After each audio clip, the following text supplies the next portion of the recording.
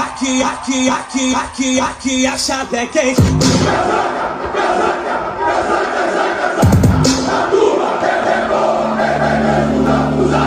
Aqui a chave é quente. Fala galera, Vascaína na Luz na área, trazendo mais um conteúdo para o canal. Vamos falar de Vasco, porque o Vasco não para, galera. O Vasco se encontra hoje numa situação dificílima. Não é complicada nem crítica, mas sim difícil, mas não impossível de reverter. Apesar das 5 derrotas que o Vasco sofreu, né, ultimamente, o Vasco ainda tem chance de figurar na Sul-Americana. Precisa vencer praticamente aí os seus 3, acho que dos seus 3 confrontos, acho que 2 confrontos vencidos, o Vasco fica na Sul-Americana de boa. Lembrando que nós estávamos na parte de cima brigando para entrar na Libertadores e de repente, né, uma queda brusca aconteceu, né? A primeira derrota e veio a segunda, terceira, quarta, quinta e chegamos nessa situação aonde foi necessário aí a Força Jovem ter que fazer um protesto lá no CT Moacir Barbosa e inclusive agora alguns comentaristas, né, repórteres, youtubers falando a respeito desse protesto, né, galera, dizendo que não é por aí, não sei o que, outros falam que realmente tem que ser desse jeito. Então, assim, o protesto sempre, todo ano é a mesma coisa. Toda vez que a Força Jovem vai fazer um protesto no CT, sempre divide público. Uns concordam com o protesto, né, com a cobrança, e outros discordam, falam que quem tem que cobrar é a diretoria, que não sei o que. Eu, particularmente, eu falava que primeiramente nós temos que cobrar a diretoria, presidente, todo mundo, para no fim chegar nos jogadores. Porém, cara, hoje a situação é difícil. A diretoria está trabalhando corretamente, pagamento está em dia, tudo correndo bem.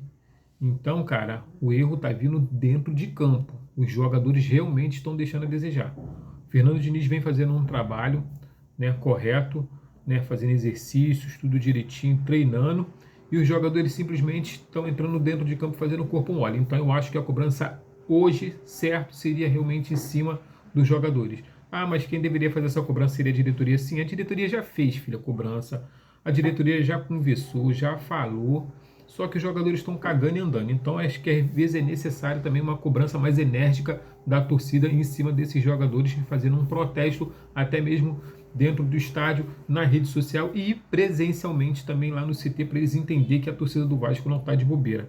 Então eu concordo com o protesto e com a cobrança da Força Jovem em cima dos jogadores. Discordei, né, quando, né, aquela vez que os torcedores foram para o CT lá e tacaram pedra no carro dos jogadores, tentaram agredir. Isso aí realmente eu discordei e falei. A cobrança não pode ser em cima deles agora, tem que vir lá de cima. Só que hoje a gente está vendo que está sendo feito um trabalho e um bom trabalho de gestão. Então temos que cobrar, ou seja, parcialmente. Já foi falado com a gestão, já foi falado com o Pedrinho, Admar Lopes, Felipe, né? Já foi falado com o Fernando Diniz, sua comissão técnica, e não, o que está acontecendo? Não está resolvendo? Então agora a gente vai em cima dos jogadores. E é assim que funciona. Então, cara, vou deixar uma tabelinha aí para vocês entenderem a matemática, né, o que, né, podemos fazer para poder estar revertendo essa situação aí. O Vasco hoje se encontra com 42 pontos. O Vasco vencendo, cara, o Internacional em casa no dia 28 às 7h30, né, dentro de São Januário, com a sua torcida presente, que a torcida já falou que vai estar presente para poder estar, né, ajudando o time. O Vasco vai a 45 pontos, foge do rebaixamento, ou seja, esquece. O cálculo esse ano para poder sair e fugir totalmente do rebaixamento é os 45 pontos. O Vasco teria que ter feito esses 45 pontos contra o Juventude, que se encontra com 33 pontos, está na zona de rebaixamento.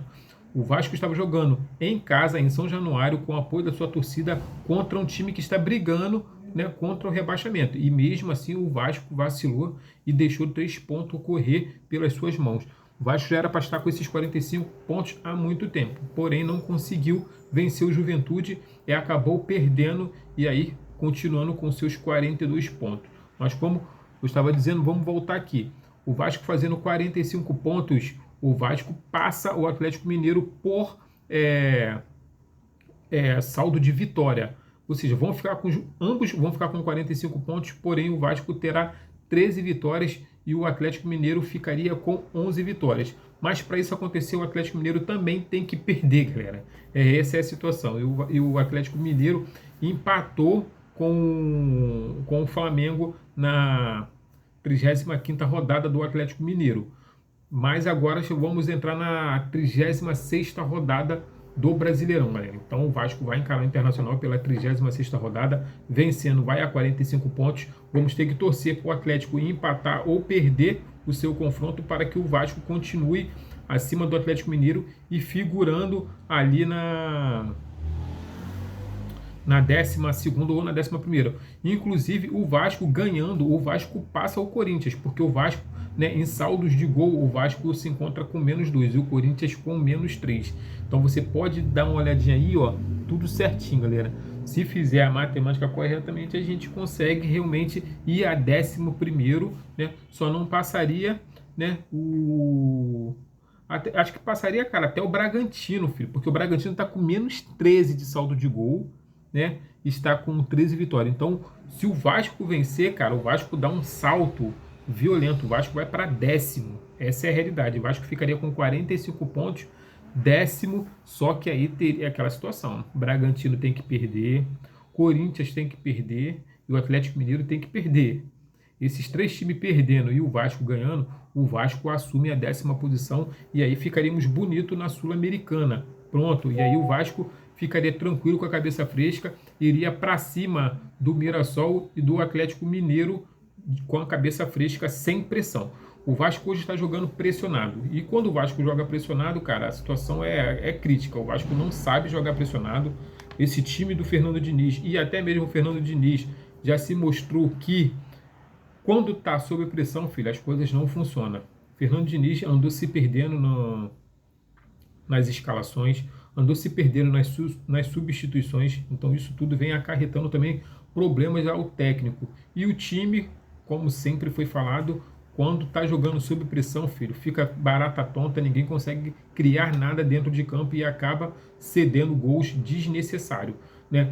A realidade hoje do Vasco da Gama é o individual. O Vasco anda pecando muito no individual. Cara, a maioria dos gols que saíram foram erros individuais, erros bobo, cartões vermelhos desnecessários, situações assim que, cara, para um time, né, do tamanho do Vasco, pelos atletas que se encontram, não deveria estar passando pelo que está passando. Erros individuais idiotas, parece amadores jogando. Léo Jardim saindo errado, jogador, Hugo Moura, DVD, os caras tomando cartão vermelho desnecessariamente. Então fica difícil o Fernando Diniz, cara, hoje ser culpado pelo que está acontecendo dentro de campo. Eu hoje culpo os jogadores. Os jogadores do Vasco têm deixado a desejar, têm feito corpo mole e quando entra com vontade acaba perdendo tempo de bola e fazendo faltas desnecessárias, ganhando cartão vermelho. Então isso acaba acarretando, caindo na conta do Fernando Diniz, que não tem nada a ver. Eu treino os jogadores para fazer uma coisa. Dentro de campo os caras estão fazendo outra, totalmente diferente. Então realmente a culpa não é do técnico, galera. Então, ficando aqui, gente, por aqui, já sabemos que precisamos vencer. Isso não é novidade para ninguém, não preciso eu vir aqui falar isso para vocês, que precisamos vencer. Mas estamos fazendo aqui uma matemática. Então, chegando aos 45 pontos, já nos salvamos do rebaixamento e aí é só buscar uma vaga na Sul-Americana. Agora, se o Internacional ganhar, o Internacional vai a 43 pontos e empurra o Vasco para baixo. Aí o Vasco fica próximo da zona de rebaixamento e além de ficar próximo da zona de rebaixamento, o Vasco também sai da Sul-Americana. E aí nós só iríamos disputar em 2026 Copa do Brasil, Brasileirão e o Cariocão, filho. Mais nada. Acabou, esquece. E o ano que vem nós vamos ter, cara, patrocínios aí bons, maneiro, então seria bom nós estarmos aí figurando aí na Sul-Americana, jogando, fazendo contratações pontuais para que possamos estar, né, bem na Sul-Americana. Lembrando que esse ano, cara, o Lanús estava na chave do Vasco e o Lanús foi campeão da Sul-Americana. Olha a situação. E nós perdemos a Sul-Americana por um erro individual. O Lucas Piton fez um vermelho desnecessário no jogador, entrou com muita vontade, perdeu o tempo de bola e acabou causando uma lesão no jogador e foi expulso. E aí nós tomamos aquele vareio de 4 do Porto Capetio, galera. Então não podemos vacilar, cara. Infelizmente, erros individuais custam caro ao Vasco da Gama, custam caro à equipe e ao técnico, e aí a torcida fica nessa situação como estamos hoje. Então, saudações vascaína, galera. Se gostou do conteúdo, deixa o like, comenta, compartilha, que isso ajuda muito o canal. Valeu, galera do TikTok, do Kawaii, que vem me dando maior força aí. Tamo junto.